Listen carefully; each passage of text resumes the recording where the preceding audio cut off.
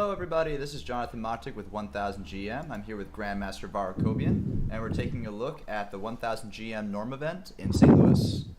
Hello everyone, the game we're going to take a look today is the game between the top two seeds in the tournament, both Grandmaster BELOUS, playing with the white PC against Camille Dragun. This is a short game, so we'll probably focus a little bit more on the opening and go over some principles. So d4, d5, c4, d takes c4. Right now we have the opening that is called Queen's Gambit Accepted. And Black can play the move e6, that will be Queen's Gambit declined, or also you can play the move c6, that will be the Slav defense. So these are some of the more popular options that can occur after the second move c4.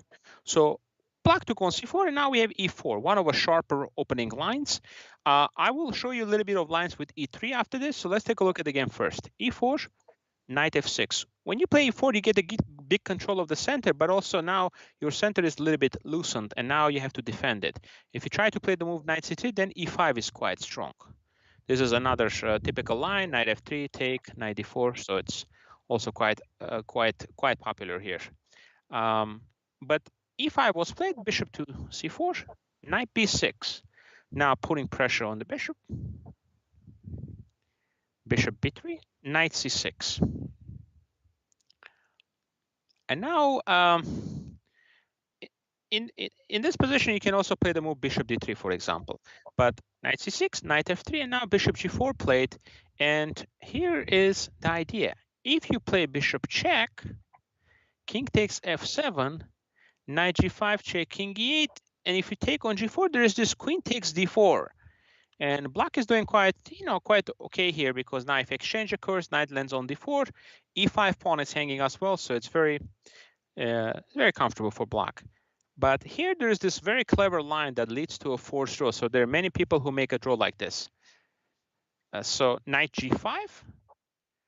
Now it looks like, wait a minute, how can you do this? The queen is hanging. But if you take, he goes bishop f7 check, king d7. Bishop e6 check, and that just leads to a perpetual, and that's exactly how this game ended.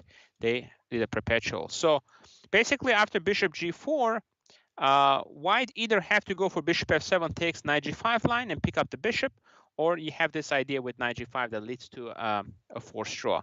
Any other move you play like bishop e3, I think Black will just be comfortable. I think this still a position is very playable, but Black is fine.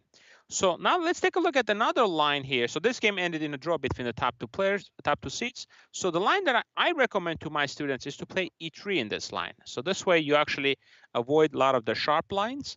And normally the theory develops the following way: knight f6, bishop c4, e6, knight f3, c5, castles, a6. And now the idea behind this is to play b3 and put the bishop on b2. This is my setup. And then you put the knight on d2. So let's say b5, bishop d3,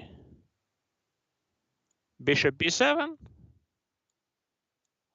bishop b2, knight bd7, knight bd2. The idea, again, the queen goes on e2, and then you got a4. Bishop e7, queen e2. I call the knights when they're like that knight nunchucks for kids. Because they just they're all tied together, and they're impossible to break. Protect each other. This is actually a very good point, because when the knights are protecting each other like this, they actually work quite effectively in many different ways. They can go knight e5, knight e5, knight f3. So they can attack or grow back. The theory goes here. Yeah, a4, attacking on b5, and now you just put a knight on c4. And now the plan is to play rook ac1, rook fd1, and now you have all the pieces are developed, and you can aim for a strong attack. Okay, very nice and a very comfortable position for white. So I like this setup particularly. Normally, rook fd1. So I recommend you guys to look into this setup, and then you play with knight e5. This is the difference between playing like this and also playing the e4, which we saw in the game, because those e4 lines lead to a very sharp positions, like knight f6, there is a move, there is also e5. So e3 is a little bit more positional. It avoids a lot of the big complicated lines. Okay, Thank you very much, everybody, for watching this game. And this was a topic on a Queen's Gambit accepted. And now you have some ideas with the E3 move, how to develop the pieces and aim for a strategic good play. We'll have more videos for you coming up soon, so make sure you tune in to our channel.